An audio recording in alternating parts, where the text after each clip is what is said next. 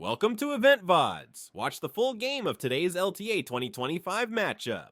You know, than some of these other guys who have been doing really well here. Quinn in particular, you know, if you look at his trajectory, this guy is the limit for Saint. So to me, the real question around LYON is how can the team gel? How is their communication going to look? You have someone from Argentina, someone from Peru, someone from Canada, and 2 Koreans on a team. And, you know, English isn't going to be as easy of that kind of like meeting point as it is for some other teams. So we'll see how well they've really been able to adapt.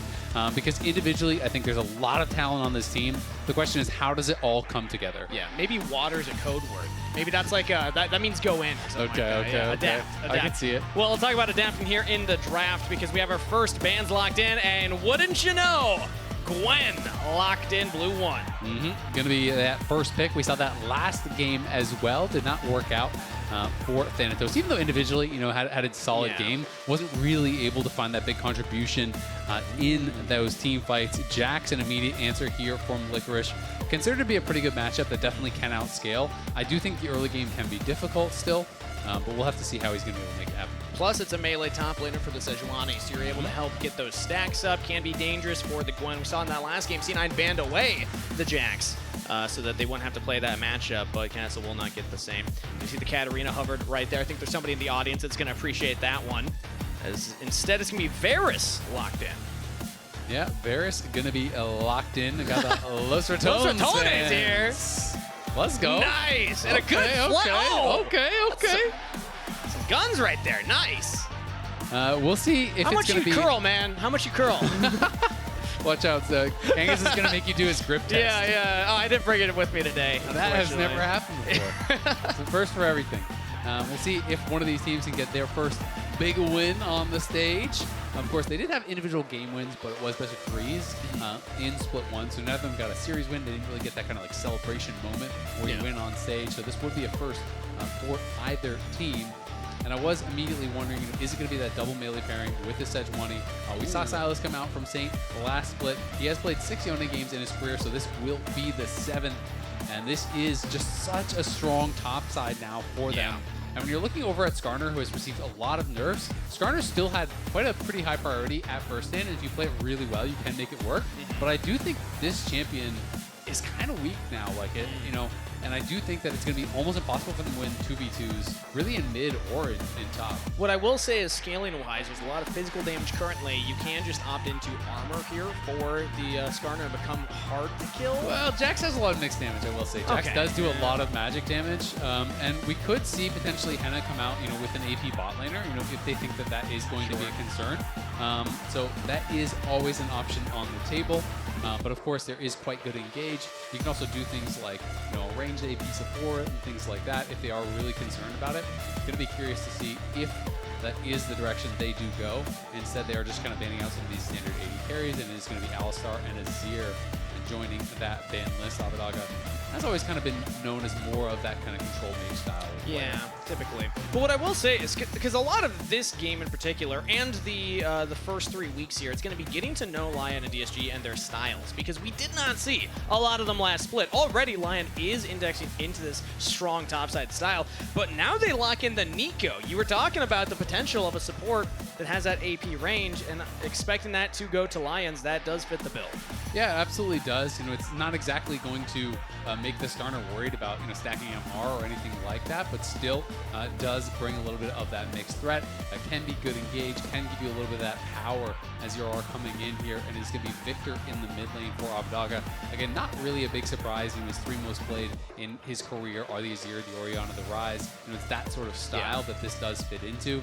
Gives him some pretty powerful team fighting, some really good wave clear, and it's also important to have wave clear in the comp when you do want to be playing through side lanes as well. Rakan would fit the bill for what they need. They do need some hard engage. Skarner can work, but more so as a follow-up engage usually, rather than that primary engage. So I do think it's a really well-rounded composition here, and we're just waiting to see what the final pick is. And it's going to be Kaisa, so it makes sense. You know, you're just looking pretty much full dive here over on the LYON comp, which, you know, really does, again, make sense with some of the bans that they had here. Things like the Ivern, the Azir, the Alistar are really good as that counter engage or tough to actually lock down. Something like Victor is a lot easier to to find two low mobility carries over on the DSG side. So Avidaga and Scary Jerry are going to have to position really, really well. Yeah. Because if you get caught by any CC, any sort of stun, everyone else is going to be there and you're going to die instantly. So it is going to be very, very tough, and that makes Huhi's job and Exu's job and Castle's job really to be that counter engage and to create space and to prevent that follow-up from coming through. So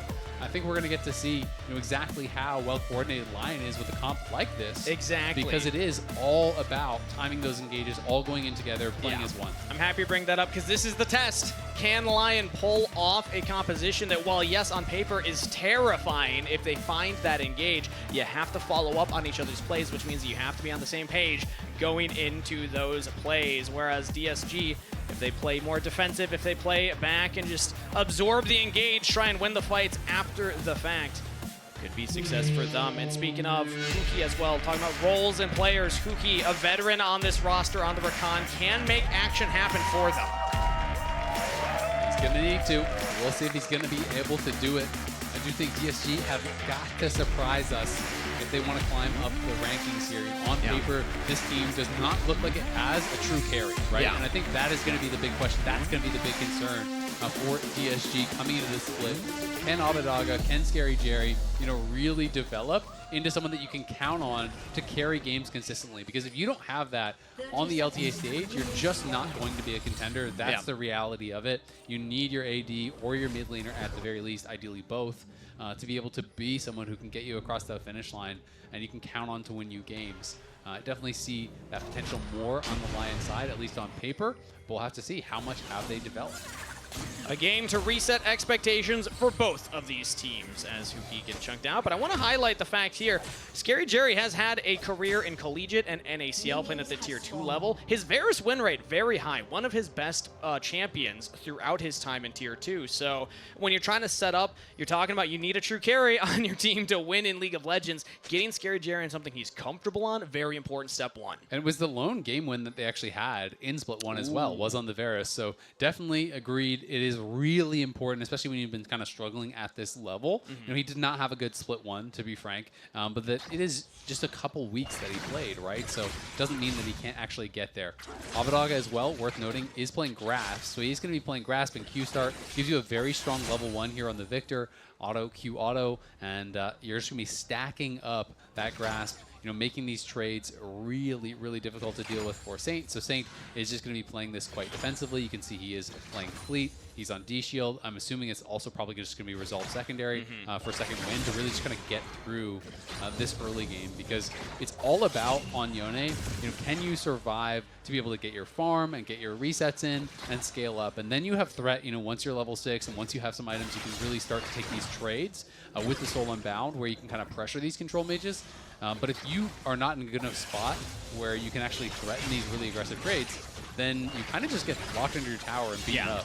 Kind of like right now, he's heavily getting chunked. And Saint was one of the standout players from Lion's roster last split. So already off to a back foot here, but it is the range matchup for the Yone. Bot lane's working out for Lion, though, because they have gotten the shove, and it looks like they're about to get a second one.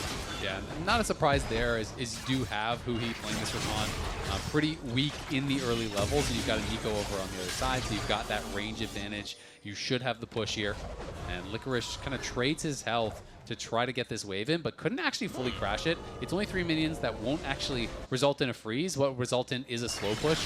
Maybe Licorice does lose a little bit, and he is worried about losing too many minions of experience. He wants to make sure he gets the TP back in to get the melee XP on those first 3 pushing out from blue side, so that's why he's going to commit his teleport. But Castle's going to have a much better buy if he can actually reset this wave with the help of Exu. And Exu is on the top half here. If you noted, Licorice actually dropped the ward in lane to TP back to, so he's not going to have the deeper vision. Although there is actually a ward, I think that was placed by Audio, I would assume. Yeah, and I mean, this is where it gets a little bit scary, though, for Castle, right? Because he did have the advantageous early laning, but their 2v2 is not great, and there's already a longsword advantage over on Licorice's side. So, he has to be able to either, collect the wave here or try to get it fully reset, because it's pushing away from him, and his jungler's also going to get pushed out. So now with the wave pushing away from him, Castle's job gets actually really hard. Of how to navigate this, right? Because you're just going to be losing minions, and if you step up too far, you're going to be very nervous about a potential gank here. So Licorice can just kind of hold this wave and try to slowly build up his advantage. And we also saw that Exu had looked to contest. Saint fighting Avidaga doesn't quite have enough damage, but that was close. And now Audi actually going for a potential dive. Flash available for Castle. He's stunned up, flashes away. Arctic Assault has been used, but it's first blood regardless for Audiland. That's really well done there. Audiland using his prio in jungle, being able to push out the Skarner from that side. And then even though Castle laid really well in the 1v1 early on, Licorice TP's back and has that additional buy. So Castle can't really crash once his jungler is pushed out. Yep. And then it's just a great path here from Audiland. Wraps around behind the tower. And a big knock-up there. Teleport in from Abadaga. Welcome back to lane, Victor. And that really sucks for Abadaga because you TP right back, you lose half your health. And now Saint is going to teleport back with full health. So Hui's got to kind of come in and look for a little bit of bailout, help him reset. But again, this was spotted, so he knew he was in the area. I just think he was assuming, oh, he's going to try to come through Pixel. Like, I'm going to be okay. So he wards Pixel. He says, all right, no problem. I'm fine. Did not expect him to come in from behind. The Counter-Strike lands. And then Audiland holds on to that Q. He holds on to the flash. So even though you use the flash defensively, you're not going to be able to create enough space there. Really great pathing on the Sejuani. Really great use of that prio. And this was definitely one of my big concerns for DSG. Nice. Okay, so we got water. Agreed. We got nice. Nice. That's all you need. That was nice. He's not wrong. Hey, Accurate statement. I love simple, easy to understand sentiments. Audiland as That's a well, pretty good career record on Sejuani, very impressive. Actually looking for a play mid lane here, well buffered by Saint. Yep, Saint going to be able to stay safe there, and Audiland now coming in, so this could be he hit danger. all 6. He goes up because he knew he was close enough and has Sejuani in his back pocket. XU, Flash is trying to get to safety. Saint has to go back in. Abadaga doesn't have the damage to kill, and XU just barely lives. And Abadaga, if he was 6 there, it would have been so much worse for them, but he's about a minion or 2 off of level 6. XU should not be around here, though. He is so low on health, and Lions is in the area. Abadaga now hits 6, so maybe he can actually use this to try to get prio and then come over. Licorice and Castle, meanwhile, fighting bot side. Everyone's health bars are so low right now. It's Lion currently on the grubs. Castle misses the snip. Has the needlework. Licorice dodges the first, dodges the second, and does survive. Yeah, just tagged by a bit of the third, had to flash the second there, but still great job by Castle. He's been winning in that isolated 1v1, you know, got the advantage early, obviously then gets ganked and gets killed, but to be able to force out that flash, this is a counter matchup. Jax, you know, can have some struggles in the early stages, but you know, definitely outscales in the 1v1. It is really hard for Gwen. It's definitely preferential, at least in solo queue. But Castle doing a great job, and if you can get ahead of where that Jax is, doesn't really matter how the matchup is supposed to go. He still has that teleport, so he TP's down towards bot side, already has the Haunting guys, and is going to be able to crash that wave on bot side, and potentially even help them get some prio, you know, around a dragon if they want to look towards that, or really, at the very least, just more kills. But there's something I want to highlight. The fact that Licorice did not TP in. He walks down, will catch his wave. I wonder if he'll head back topside at some point here, because Dragon's up, and then you could have TP advantage to try and fight for that. Well, he didn't have his teleport. It's just coming back up right now, so he didn't actually have the option. But it is definitely an advantage that they will have, right? He can go towards topside and answer there if he wants. When Varus shows topside, now it is a 5v4 potentially on this bot side, and they know it. Will Lion try to actually force? DSG is just going to say, you know what? All right, we give it up, and they're going to have to try to take a slight advantage on topside. We'll see how quickly Scary Jerry can push this out and if he can get some plates. Saints trying to stand Hoopy for a bit there, but that's one of those moments. Rookie 80 carry from Scary Jerry. If he just stays off of Fog of War, there's a chance that Lion don't go in for that because they think, oh, it's going to be a 5v5 they have set up. But like you said, once he shows immediate answer, is it a plate? I don't even know if he's going to get a plate here. Yeah, he probably will if he's in range, but it does get a little bit dangerous. And yeah, it's true. You know, if he just bogged a little bit longer, maybe they could actually play to finish if they think Varus is moving down. But at the same time, you know, if you knew Varus was on the top side anyway, he would have to show through mid first, so may not have worked out. But then decides, you know what, actually I don't want to give up that plate, don't want to let it die to minions. So now up here with Huhi, we'll see if they can look to go for another. Turret and Chain of Corruption as well. Licorice dodges out on the Q. You'd imagine that's the empowered one as well, so dodging a big chunk. Yeah, that is actually really important. It's just a little bit slow there from Scary Jerry. I don't know if he used the ult early and his Q was just barely on cooldown or something like that. But obviously you do not want to be missing that in that situation. That is, you know, 300 plus damage probably that he would have done on Licorice, and it would have put him in a point where he can't actually reapproach the tower. And on the bot side, Lion trying to keep this pressure going. They're still poking though. Licorice does still need to be respectful up here. He just wants the XP for right now. It's going to be really hard to actually get the minions. Yeah, no way he's going to go for minions in that spot. Audieland looking mid lane though. Saint does have his ulti. Ooh, and they land it. Chain the CC beautifully, but Abbedagge is still alive. Snaps back, and he lives. Nicely done, Abbedagge able to survive in that spot. Resolve definitely helping out a little bit. Yep. We'll see if Saint wants to go for it. I do wonder if Audieland could have gotten a little bit more damage down before he just kind of backed out and tanked up that tower. Because when you look at the actual buy, you know, it's just Zerker Greaves and a dagger. It's not like there's that much damage behind what Saint is doing. Yep. So we tried to allow Saint to finish him off, but maybe Saint just does it himself. Well done. It was the setup just to get the health bar. Saint with the solo kill. Yeah, Abbedagge pretty greedy there, and Saint definitely punishes. I mean, Abbedagge had TP, right? But he wanted to greed out, finish off the wave, didn't think he could be punished. Ends up losing his flash. Of course, it is a trade of flashes, but gives over that kill. Great job surviving the initial play, but then just went a little bit too far. Tries to hold on, gets tagged, gets taken down, and now Saint has that advantage. And you know, equally, it is very hard in the early game for Saint, but if he gets ahead of the curve, all of a sudden, you're getting quickly towards that Blade of the Rune King. You start shrugging off all the poke, and then it just becomes this really nightmare scenario for the Control Mage where you can never threaten it all in. He's always sustaining back up, and every time the E is up, you're going to lose a bunch of health. And that gets really tough to deal with. So it is a very snowbally matchup, really, in either way. And he's going to be healing up any poke damage that you land on him at that point because of the lifesteal of the Blade of the Rune King. So that is the big spike here for the Yone. As yet again, just pushing Abbedagge back. No gravity well anymore as the Grubs are on the map. It looks like LYON are jockeying for it. Yeah, they definitely would like to fight for it. They know they have that stronger mid laner right now. He's getting pushed on top side. But Castle still just winning out in that isolated 1v1, even after the gank, has maintained a pretty big CS advantage here. You know, up over 20 CS. Licorice kind of struggling to farm.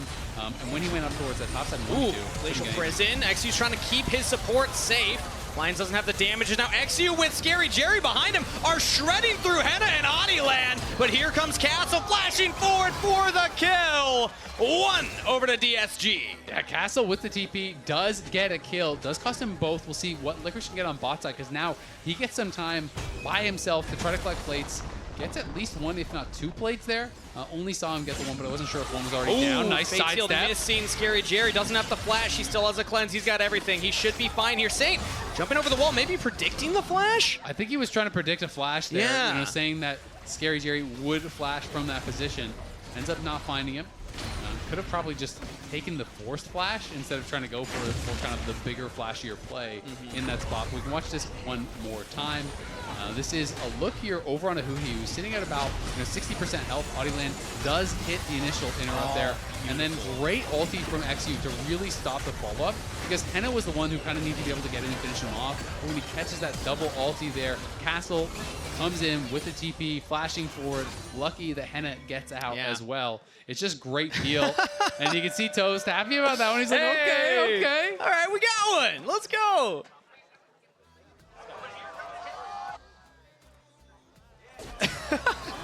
You know, we're all about the short and sweet mic checks. I didn't even hear anything. Yeah, so. I'm not sure. Either way. Also, a quick note there, Henna did cleanse a little late there, so then also had the flash. So now down both summoner spells. This next dragon, it could snowball. Like, DSG could also get the next objective because of how hard it's going to be for LYON to fight now. Yeah, we'll see if they're going to be able to keep themselves in a good spot. Again, they're up here on that top side. Saint looking to try to defend, but Louis been doing a good job of just kind of putting on this extra pressure here up on the top side, using the Demolish. He's gotten at least 2 Demolish procs up on that top lane tower to help them chip it down, get those additional plates, and now X2 up here as well. So they're just going to be giving the Dragon on the other side, trying to trade for gold. And look at the big Krug, but he didn't get really many of those little ones, so Saint just continuing to fight here. Now Lions is coming. Yeah, Lions behind. They see the Sejuani, but do they read? There's also a teleport coming in, so we are just fighting. XU whiffs on the Impale, but they still have the damage. Abbedagge's taking turret, though. Does still live through it. Teleport completes. Licorice is in the fight, but so is Scary Jerry. Abbedagge is repositioned into the minion wave and will survive. Licorice almost dies. DSG get away with it. Yeah, really well done there from DSG. They put the pressure on the same bot side. Audieland 1v1ing Castle. Interesting to see, as now top side as well. Licorice goes back in, and he gets punished. XU with the kill credit dies to the turret, 1 for 1. Yeah, we're going to be able to get that 1 for 1, but they're going to lose the tower very likely, as well as Scary Jerry gets another, and Castle gets a plate on bot side. DSG getting a pretty big advantage up here, as LYON is getting a little bit fast and loose with it. I mean, they're kind of just taking these random fights without really the setup there. And it does really lead you to wonder how the comms are in some of these plays, because they go up there, they're trying to really force in this situation, but they don't have the damage kind of synced at all. Hey! All right, Saints. Still flash on Scary Jerry, and now he will be forced to burn it. He held that for so long. Yeah, it is going to get that flash out, so still good from Saint. We can watch... Oh, never mind. Thought we were going to be watching the top side play there. But, you know, they were able to get this TP in from Licorice. It looked like, hey, maybe they're going to be able to punish. But it was a really good job by XU and Scary Jerry chaining their CC. You slam him against the wall, then you hit him with the Chains of Corruption. So Licorice lost basically all his health, and the Counter-Strike expired while he was CC'd, and was never really able to do anything after that. And the lack of farm on Licorice is really concerning here. Only 90 CS 15 minutes in on this Jax that is a champion that needs a lot of gold. Like, you do not have a tremendous amount of utility. You need to be in a strong point, and he just is not right now. And also, they haven't quite pulled off the team composition goal. I mean, we highlighted it. This is a dive comp, and that fight topside, if Licorice finds the perfect flank, maybe they can pull it off. So they're looking for things, but they haven't pulled it off yet. No, I mean, we haven't really seen Henna be able to actually get grouped up with these melees and dive in on the backline on one of these targets a single time so far. So we'll see if they can find an opportunity for that later on. But DSG opening up a 2,000 gold lead. It is Lion with the 2 early dragons. They're going to be feeling really good about that. And also, I see here that with that turret taken, now there's also the Feats of Warfare, or rather Feats of Strength buff for DSG. Herald's going to be up in 15 seconds, so that's where we expect to see action here. We have a reset coming in from Saint, so let's see who he gets picked off. I mean, honestly, if no one from DSG is going to answer Licorice, I don't think you should fight. I think you should just allow him to try to get pressure on that tower. Now, instant cleanse from Scary Jerry, but it's not enough! Lions with the kill credit from that rocket belt, but either way, a pick for Lion. His teleport comes in from Castle, so DSG might be forced to keep fighting, but Lion back off. Well, they're going to lose the tower on bot side as well, so they TP in here when there's not really a play to be made. I mean, Scary Jerry shows on the mid wave without side brush control, gets punished for it. It is one of those mistakes you just can't make at this level, because it's not just the kill, it's the summoner, it's the fact that they can't actually do the Herald. They lose the tier 1 bot, and they're going to lose damage on the tier 2 as well. So Lion gets so much out of this pick, and just like that, it went from a 2,000 gold lead to only 500, with so much of that, you know, really going into the pockets of Licorice. Multiple waves, plus that tower gold is going to put him in such a better spot than he was. Yeah, Herald started up, don't expect to contest. So we actually have Raz on standby with this guy's Toast to hear about his thoughts on the game so far. Toast, Toast, Toast. This has been a back and forth game. Please tell me your thoughts as you're co-streaming here. I'm just really nervous. Every single fight, I'm like pulling my hair out. Because like Scary Jerry got like 2 kills up topside. He was bringing it back, but it's been back and forth. You've been watching this team for 2 splits now. Is this every day for you? It's every day. Like, they would scrim, and I would treat the scrims like real live games as well, and I would like be really happy when they win, and then I realized it doesn't really count. I appreciate that, brother. You go ahead with your co-stream. I'm going to send this one straight back to the casters. That's the first thing you learn as a League of Legends fan. Yeah. Scrimbucks, it's all fake. They don't matter. It's all None fake. of them matter. Welcome to the league. But luckily for Toast, he still has a lot of hair left to pull out. So. That's a good point. Yeah. That makes one person on the broadcast. Exactly. Out of all the ones whose voices you can hear right now. Well, if you're listening to Raz his. has some too. True. Let's be fair. True. Also, Toast, how's that welcome mat that we gave you last split? Oh, he's distracted doing something else right now. Okay. It's like he's streaming or something. I know, right? Imagine. His team's playing. Focus up. Speaking of, we have Dragon spotting here in 20 seconds, so let's focus up on who is advantaged for that. We are seeing Summoner spells available on everybody from Lion, but Scary Jerry yet to have his come back up and almost gets engaged right there. Is fine. Yeah, not going to be able to find a go button just yet. And Licorice again pushing down towards bot side. Castle has no TP, so it has to be Abadaga who answers. And Lion are going to summon the Herald here, try to crack that tier 1. If it gets a charge, it is a dead tower, and it should be able to get that charge. Saint's just going to kind of push Puhi back. Castle will get found. Licorice finding Castle, and there's Henna over the top! They found the play! This is the power of the Kaisa, and they might find even more. Audioland goes in onto XU, but now disengages with the rest of the team. It's just the one pick. That could be Dragon. Yeah, and this is exactly what they wanted from Henna. Back-to-back plays, they're able to get him involved.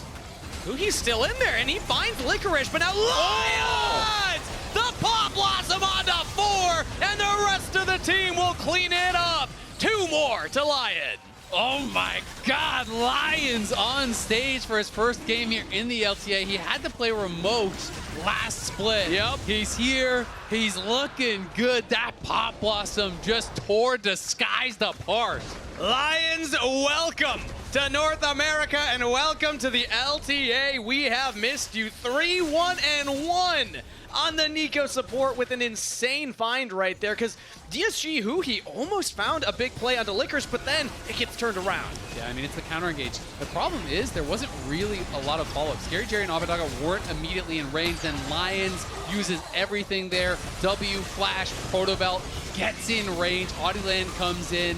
Saint goes over the top with his ulti as well. They wipe the fight, they take the dragon, they get a tower, and they are just massively ahead now. It was a 2K DSG lead not long ago at all. Now it's about a 3K lead for LYON, a 5K swing nearly in just a couple of minutes, and oh my God. And we see the difference that more time together has. Days together as a team. This isn't days practicing together as a team, mind you. This is days together as a team where they actually had the roster built.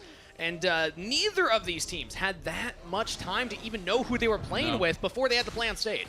Yeah, I mean, it makes a huge difference, building that synergy, and especially, for LYON on their side. Lions wasn't even here in person, and I know they only had a couple of days practice, before that split one. DSG did have their Korean boot camps. They had a little bit more time, but obviously still looking to build upon that.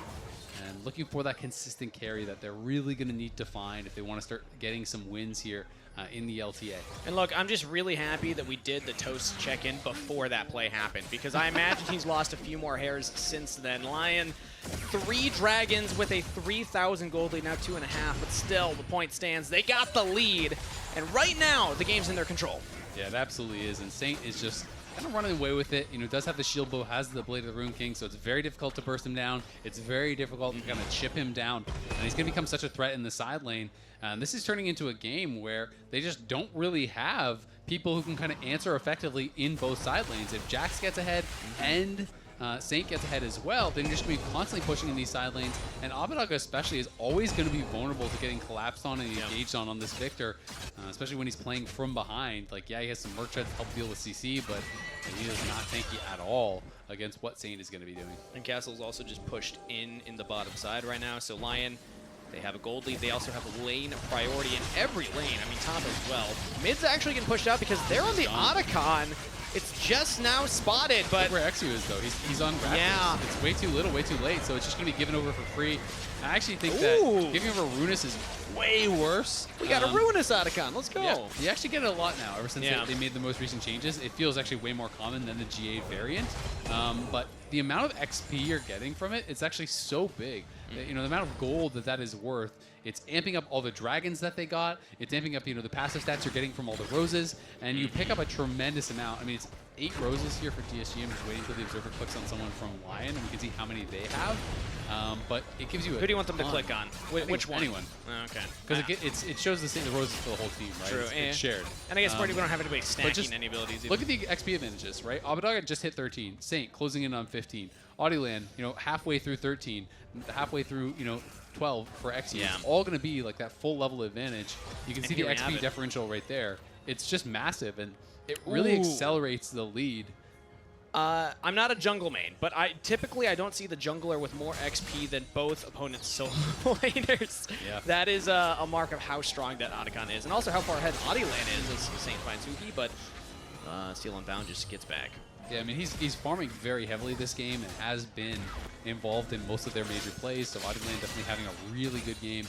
And yeah, it is atypical to see them ahead in XP, especially when it's something like a Sejuani, and you see 49 roses there that have been grabbed up. You get so many of those just from picking them all up after you killed the Otacon. Yep. And they're now as well on Soul Point in 45 seconds. So DSG basically have to be able to win a fight in 40 seconds, or it's pretty much lights out. But when you're looking at item completions, it's still not 2 items for Castle. It's still not 2 items for XU. It's still not 2 items for really anyone except Scary Jerry, who has that kind of cheaper build.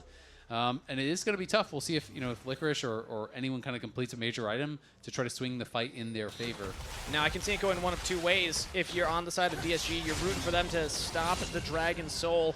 It's going to come down to hope that they don't pull off the engage well enough or that you find a pick.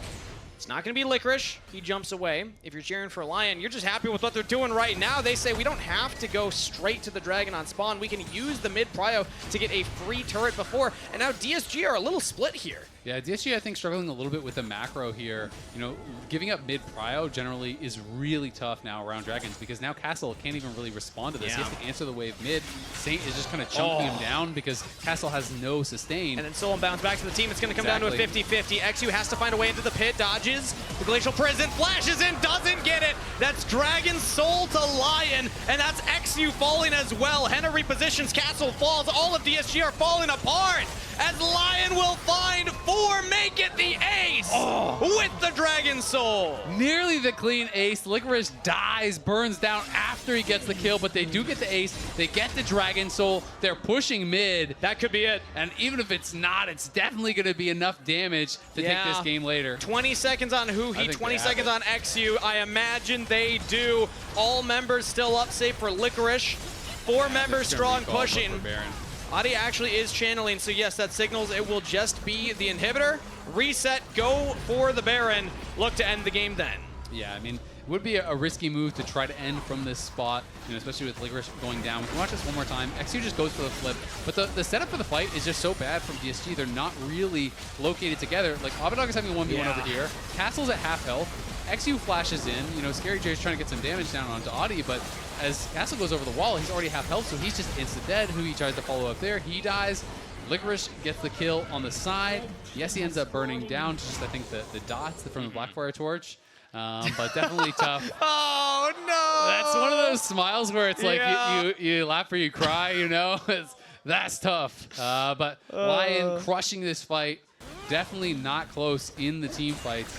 And now for DSG, it's 5.5k gold deficit plus the soul, which is another 4k in stats or so. And you can see Saint here finishing second in LCK Challengers. But more importantly, individually, he was such a beast. And if he can develop into a player the level of Quid or Quad, this team becomes a competitor. Just like overnight, you have a monster character. Incredible mid laner speaking compared to as Castle. Speaking of Saint, he's adding more to his highlight reel right now. I see you. Level 16, smurfing on him. 3 level advantage now over Castle. Saint running away with this one. Monstrous gold lead. 2.2k there for the Oni in the mid lane. He's closing in on IE. They're already here over on the Baron. DSG, do they even attempt? Doesn't look like it. They're just going to try to push in mid, but Licorice is there. There's supers to contend with. They can't even get chip damage on the tower and trade, so they really can't do anything. Yeah, it's all done but the crying here, it seems, for DSG. As Lion, does he find the root? He does! Oh, Scary Jerry! Expertly played. Henna with the Void Seeker will get through the Banshees, and then everything else falls up. Or not Edgenite, still ridiculous. Yeah, beautifully done there. They find another pick on Scary Jerry there in mid lane. Saint takes the tier 2 top. They're pushing on all sides now. They are looking to close in here and close out this game. DSG will have to fight at the Nexus turrets. Supers pushing mid, and Baron empowered minions at that, but okay, Lion are gonna back off.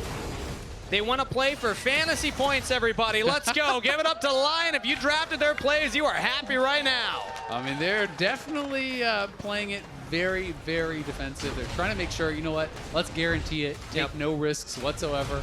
And I can respect that. You know, it's best of one, but I'm kind of saying like first series win in quotes, and even though it's a best of one, because obviously they won a game, but it was in a best of 3, which they lost. At the end of the day, that doesn't add a 1 to your record. This will be the first time they actually get the dub on the stage, take a bow, do a winner's interview, and all that stuff, feel good about it at the end of the day. So they are trying to make absolutely sure here. Yeah. But 10k gold lead, Soul, 2 inhibs down. It's hard to imagine they don't close this one out. But what a historic moment that's going to be for Lion. They are the LLA team that joined us here in the North with the restructuring. A whole new league, a whole new format. And now in the North Conference, they are about to pick up their first win, which will feel fantastic for longtime fans of the org, of these players like Adiland, like Lions, South American players that will be cheering on these guys as they continue to compete here. It's 1 win in the books if they can close out here, but still that starts the momentum. and that rewrites some of the history from Split 1. They had 3 days to practice before Split 1 started, and this looks like a much different LYON. Yep, it is looking a lot better, a lot more cohesive, absolutely, in some of these plays, especially towards mid-game, the later stages of that game. Saint just going to be pushing in mid. They're going to this kind of 1-4 setup where Licorice just bouncing back and forth between the waves. Cass is going to try to make something happen. Soul Unbound now has to Fate Seal defensively, who he cannot follow him up. And there's no lockdown, but now Lions pounce onto Huhi, finding the support, taking him down. It's a 35-second death timer as the rest of the roster is still up here for LYON. Can they push in and close out the game? That's going to be 3 inhibitors down. And now they're teleporting back in their top laner with Supers pushing topside as well. This is the final touches for LYON. Yeah, it's looking like it's going to be a Nexus defense here, but can't see it Blossom happening. yet again. Everyone's flashing away. Everyone's going into stasis. Abadage still alive, still doing a lot of damage. He took down one. Can DSG make a miracle happen? Henna over the top. Henna taking them all down. Henna tearing through DSG. Triple kill. Lions roar and get their first win in LTA. What a finish there from LYON. Flashy stuff from Henna.